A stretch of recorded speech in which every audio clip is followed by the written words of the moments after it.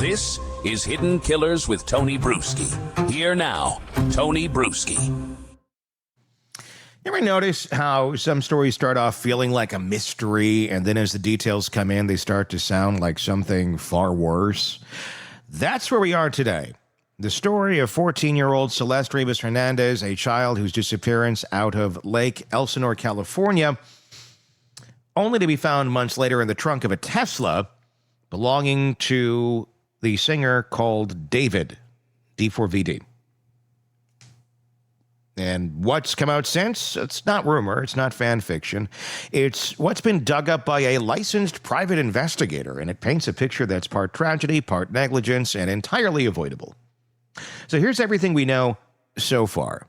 And just as important, what's still in question, because there's a difference between what's confirmed, what's alleged, and today we're going to draw that line as clearly as we can at this point in time. And it's, of course, important to note David has not said anything about any of this yet. He is maintaining his innocence and has not been charged with anything. We don't know if he really did have anything to do with this whatsoever. All we know is that a vehicle belonging to him had a body of a 14-year-old in the front trunk.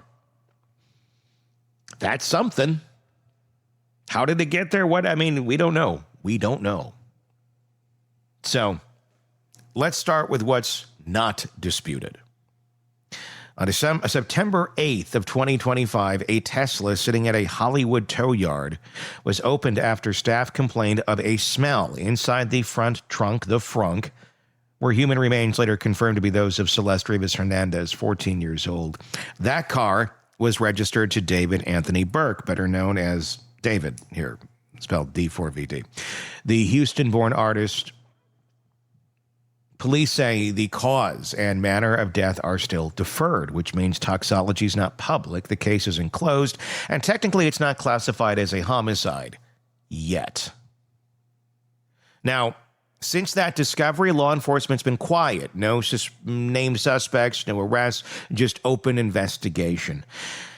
That silence left a void, and that's where private investigator Steve Fischer has stepped in. We've been hearing a lot from Fischer because, well, we haven't heard anything from official sources outside of a private investigator. Fischer was not hired by David. He was brought in by the owner of the Hollywood Hill home that David's manager had allegedly been leasing. The landlord wanted answers after police served search warrants there because, according to him, he wasn't getting much feedback from LAPD. Fischer walked into that house after the warrant was executed, and what he says he found has driven nearly every development since.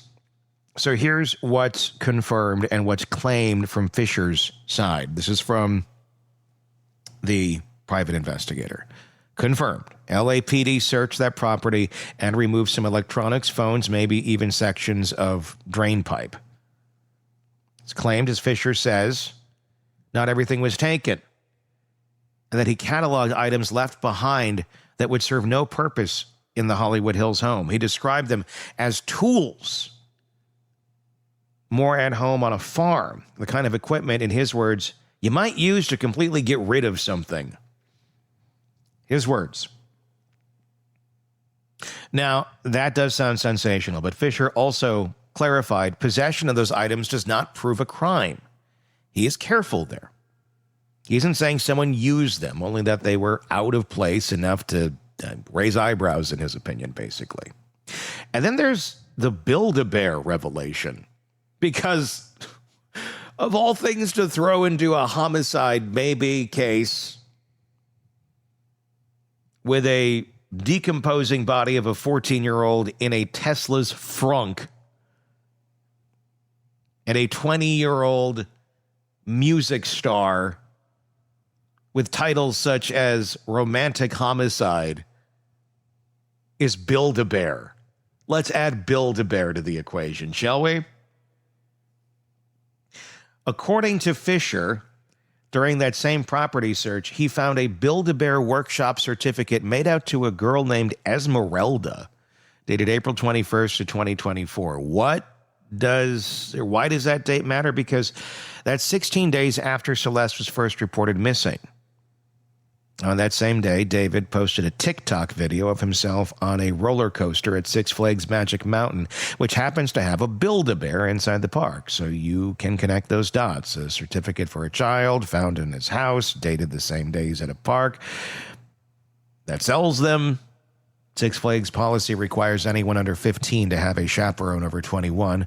Fischer's implication, and he phrases it carefully, is that Celeste may have been there, that she may have not been alone. To be clear, no official evidence has surfaced showing Celeste at Six Flags that day. No photo, no ticket stub, no video. Her name's not Esmeralda either. What Fischer has is a certificate and a coincidence of dates. It is suggestive. It is not proof. Still, if that timeline holds, it blows a hole in the idea that Celeste vanished back in April. It would mean she was alive, moving, maybe even being chaperoned somewhere long after the world thought that she had disappeared. Now, about that timeline, Fischer says the last solid proof he's found of Celeste being alive is actually January 2nd of 2025, a photo time-stamped that day. After that, he tracks vehicle data. The Tesla, he says, stopped with regular use by late January or February. And by late January, neighborhood surveillance shows that same Tesla is still unmoved, caked in dirt, he says, parked on a quiet Hollywood Hill street. By August 27th, parking enforcement marks it. It's towed on September 5th, and 3 days later, workers pop the frunk and make that grisly discovery. Those dates, April 21st to 24, January 2nd, 25, late July 25, that's the skeleton of the case. Inside that window, Fischer's painted a picture of a secret ongoing relationship, possibly between a teenage girl and the 21-year-old rising artist, maybe. He says they were doing social things, that she had dropped out of school and that people close to her knew where she was. Even references sightings, a graduation she allegedly attended for her cousin Esmeralda, arguments with neighbors months later, all while she was still officially listed as a missing person. If that's true, that's not just a breakdown of law enforcement follow-up. That's a child falling through every safety net that's supposed to catch her. But as we know, those safety nets, well, they don't really exist. We say they do. We pretend that in paper, they're there on paper. But in this country, you can basically, depending on your jurisdiction, be missing for decades, and no one's really going to know or care.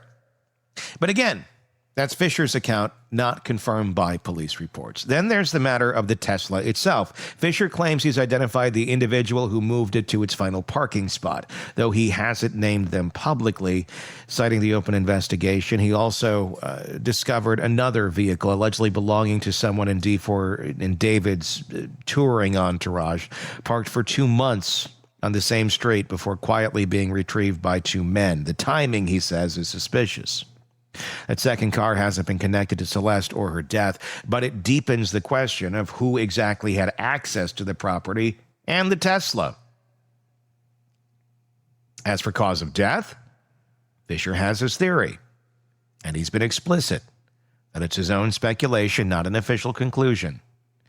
He says prescription opiates were found inside the house, legally prescribed, possibly, but enough for him to believe this may have been an accidental overdose, followed up by some sort of catastrophic cover-up, allegedly, an attempt to hide a relationship that, if exposed, could have ended a career. He admits he has no insider source, at the medical examiner's office, just as experienced, tracking their public defendant deferred case list. Based on that, he predicated a ruling could drop at some point. As of this moment, none has been made public. Again, it's an opinion. It's a guess, just like yours and mine. He just happens to have dug a bit deeper than the rest of us, have been able to, because he's been in the damn house.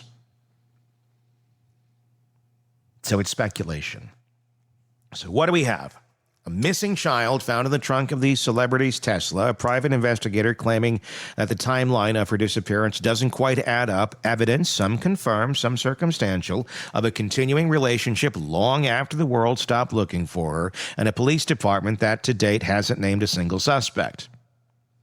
That's the part that's hard to process. Because even if Fischer's wrong about the overdose, even if every eerie coincidence turns out to be just that coincidence, we still have a 14-year-old who ended up dead, wrapped in plastic, stored in a car registered to an adult she was connected to.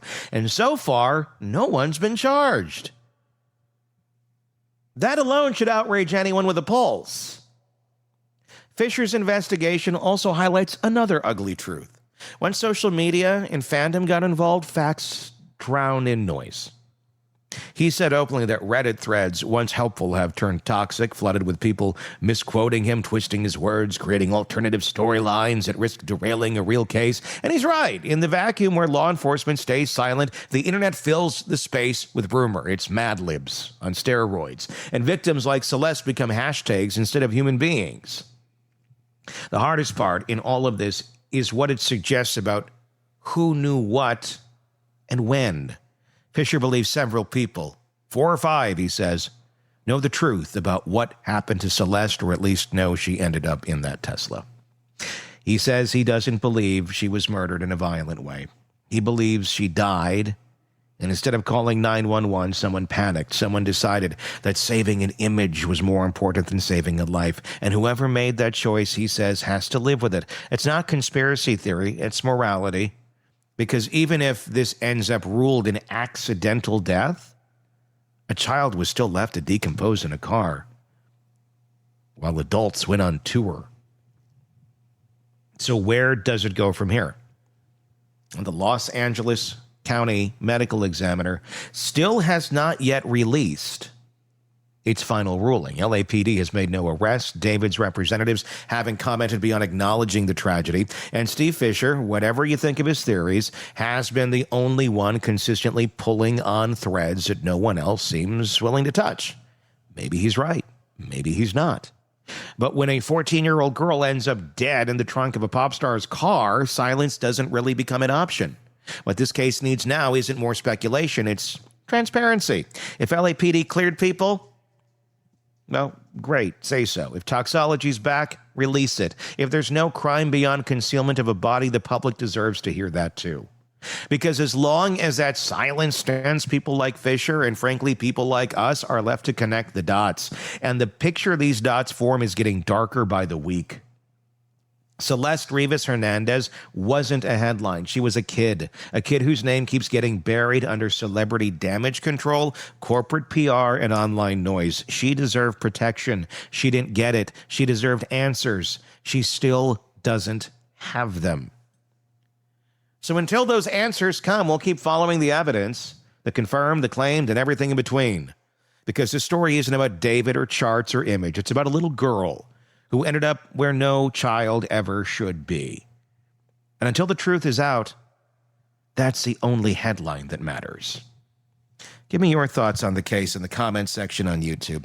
If you're not there already, I encourage you to go and check it out on YouTube. Search Hidden Killers with Tony Brueski. While you're there, hit subscribe. Press the bell button. Don't miss anything that we talk about. Press subscribe on the podcast platforms as well.